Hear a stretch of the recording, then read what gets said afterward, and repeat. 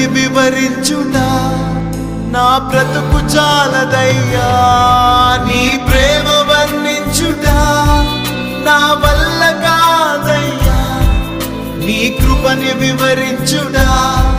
నా బ్రతుకు చాలదయ్యా తండ్రి దేవా ఆనందమా నీ బడిలో